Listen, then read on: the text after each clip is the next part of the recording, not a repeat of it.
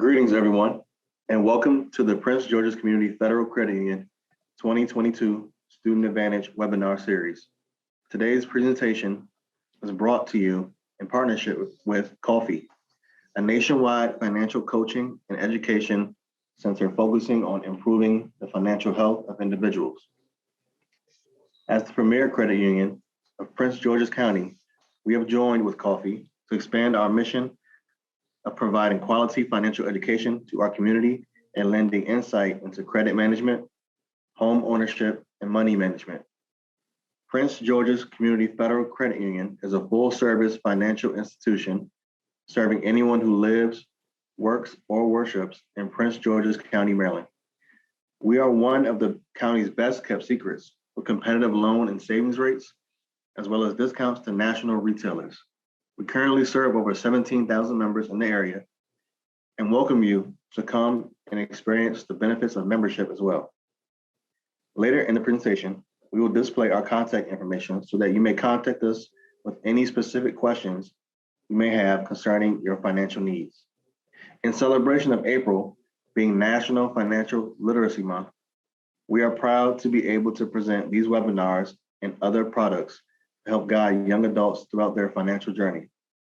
Lastly, today's presentation is available for viewing at www.princegeorgescfcu.org/student advantage.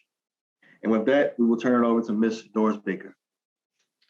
Thank you so much, Gerald, and thank you everyone for joining us today for the webinar titled, The Secrets to Saving and Paying for College, How to Earn a Debt-Free Diploma.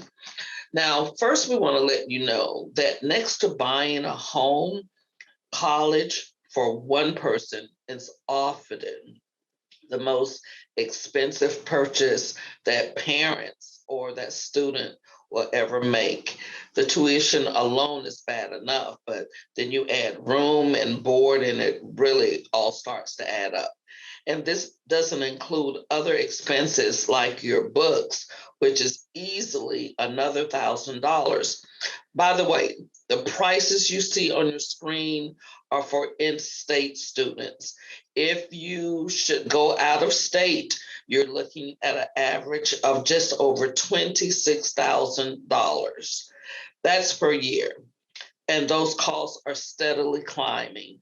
It's no wonder parents and students are like, turn to student loans to cover the costs. And I want you to keep in mind, this is from a normal college year, which we can note as being 2019, because 2020, 2021, due to COVID, things were a little different.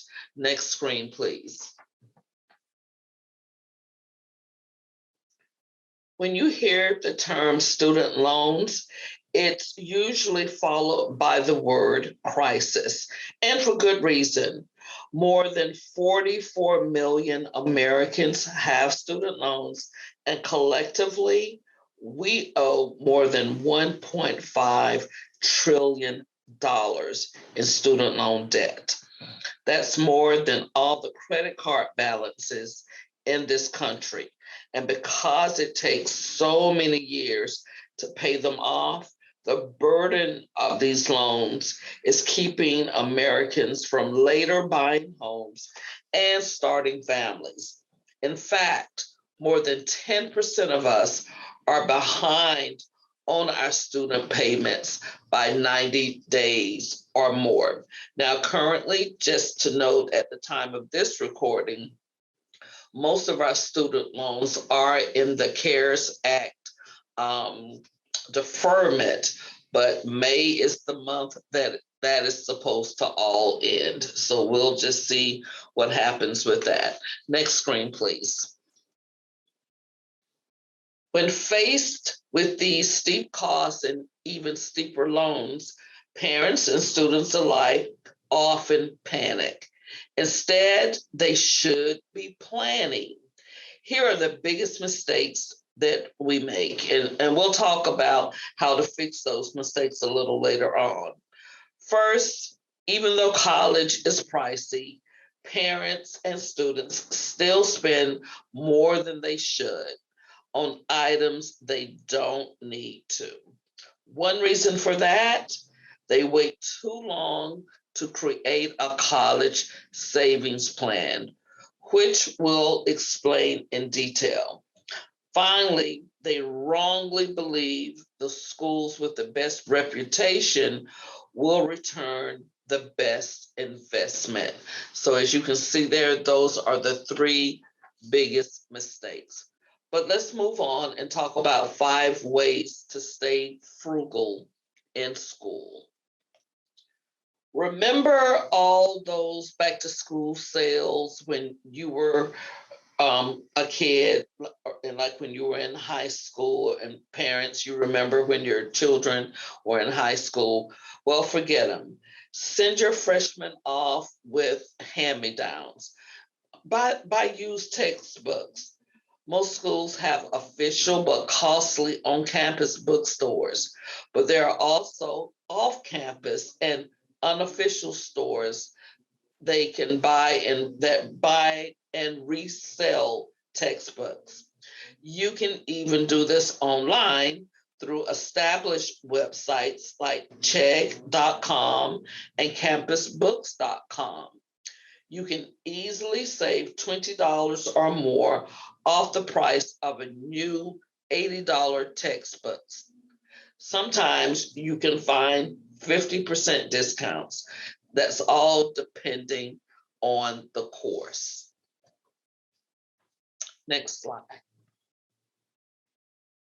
Speaking of used, there is simply no reason as a college student to have a new car when you're not close by to see parents. This is for you, what they do with it, okay? In fact, some campuses are so compact, you don't even need a car. Everything from groceries to classes are within an easy walk. Think of it another way. Do you really want to put your teenager in a car in a place with thousands of other teenage drivers? Talk about a recipe for wreckage. Next slide. And speaking of groceries, most campuses offer a meal plan. Basically, you buy up front a bunch of meals that your student can eat at campus dining establishments. They can be a great deal, but they're just as easy to spend too much on. If you buy too many meals in advance, your child can leave uneaten meals behind at the end of the school year. This can also waste their meal plan money on junk food. So it's often a good idea to buy the smallest meal plan available at first, just to kind of test it out. Number 4, eat and entertain for free. Now, speaking of eating, every campus in America has one thing in common, and that's free stuff. Your freshmen should pursue as much free food as possible. Campus clubs offer free pizza to attract potential members to open houses. Student government offers free food to draw attendees to parties and other events. This can really add up for a growing teenager. Then there's the free entertainment on campus. Sure, not many teens think of free lectures as entertainment, although they are. But the student union often has free games and even video game consoles for use. Hanging out in the union isn't only popular, it's also economical. And moving on to number 5, take advantage of student discounts locally and virtually. Let's wrap up where we began, saving locally and virtually. Student discounts mean serious savings. You won't see this kind of savings again until you get to senior discounts, and that's going to be 40 years later. There's no shortage of student discounts both on and around campuses. You can also check out websites like studentrate.com, which lists national retail discounts. And if you've heard of Amazon Prime, and I'm sure you have, you might not know about Amazon Prime Student, which charges $59 per year, much less than the $119 Amazon Prime membership everyone else has to pay. If you hunt around, you can find many more significant discounts. Next slide. While everything we've described up till now has been a choice, this isn't. If you want to apply for federal student aid, and that covers everything from federal grants to work-study programs, you need to complete the free application for federal student aid. It's called FAFSA. And completing and submitting your FAFSA is free. It's also easy, believe it or not. You need to file a FAFSA each year, and trust me, you don't want to be late. Otherwise, you lose access to the largest source of financial aid to pay for college or career school. You need a FAFSA to get federal student loans, although we're purposefully not talking about those today. We have an entire student loan walkthrough that you can check out. If you go to fafsa.ed.gov, you'll find everything you need to know, but we'll add something that's not mentioned prominently there. While FAFSAs are required to get federal money, private companies are asking for them before granting internship and scholarships.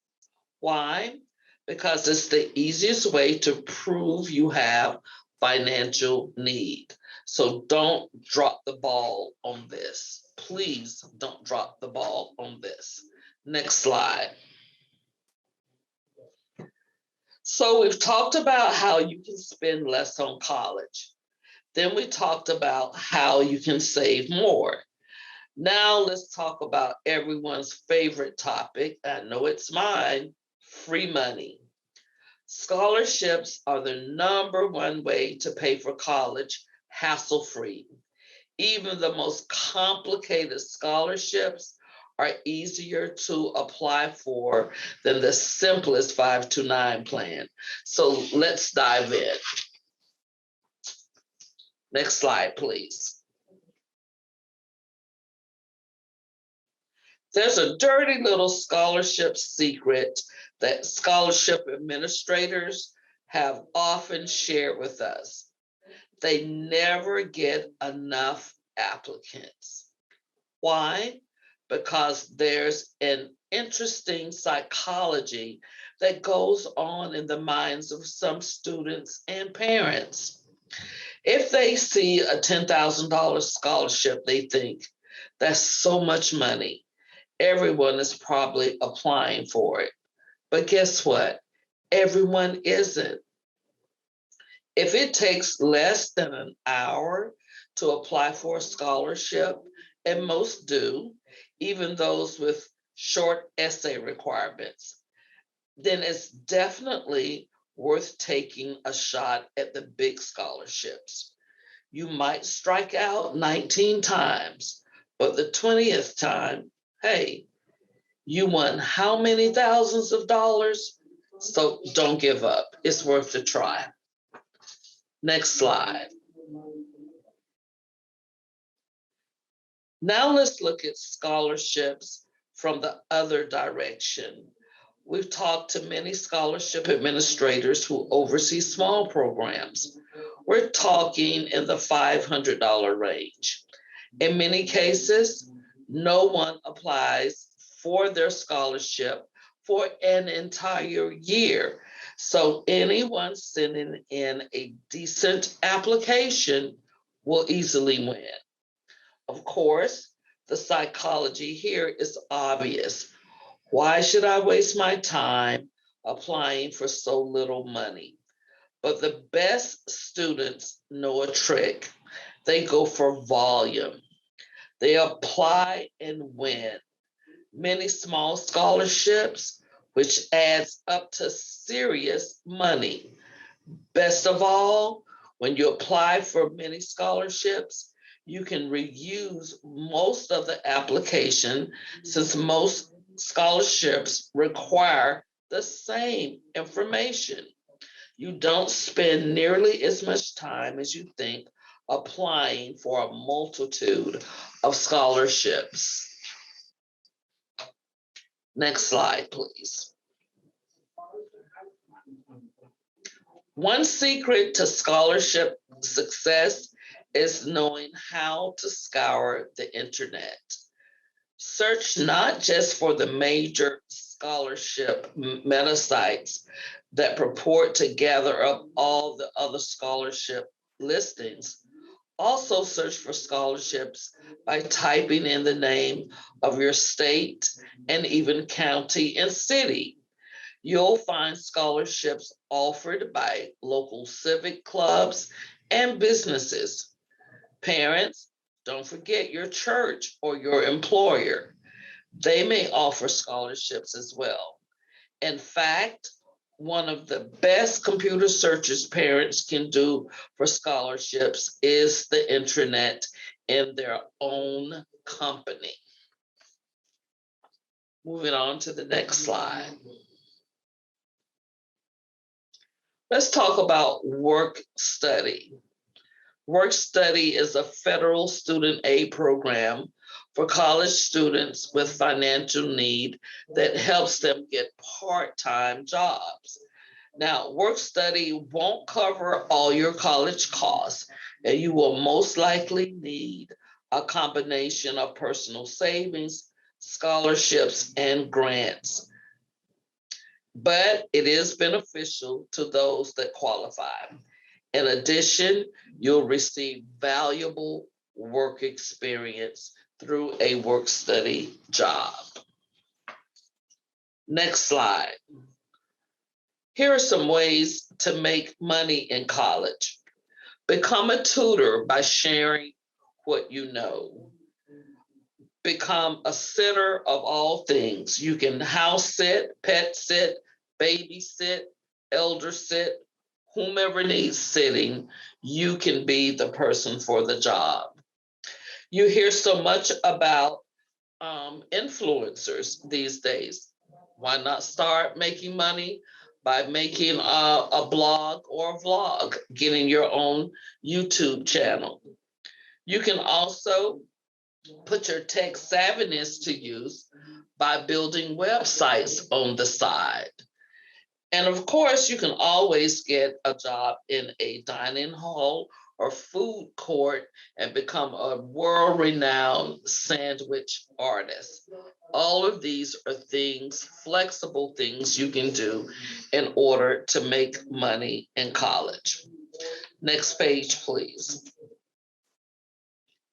Although this may not be as popular, participate in paid research initiatives. You can check out a website called researchmatch.com.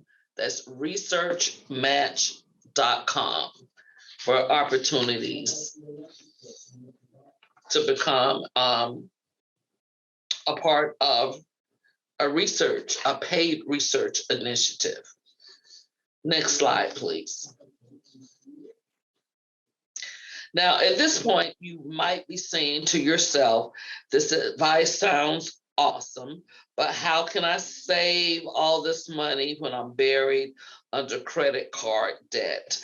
That's the number one problem we hear when it comes to saving for college or a house or retirement or anything really.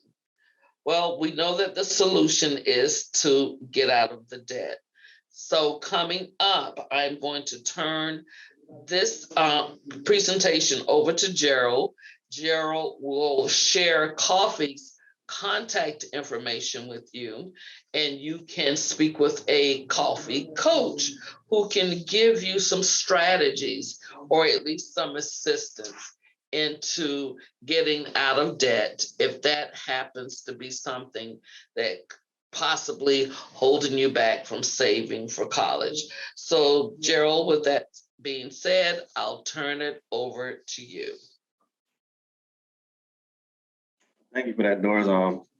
I wish I had taken this this webinar before I went to college. I definitely would have done some things differently. Right? Yeah. So yeah, once again, thank you all for attending today's educational webinar. To learn more about Prince George's Community Federal Credit Union or to speak to a member service representative, please visit www.princegeorgescfcu.org, or you can call 800-952-7428.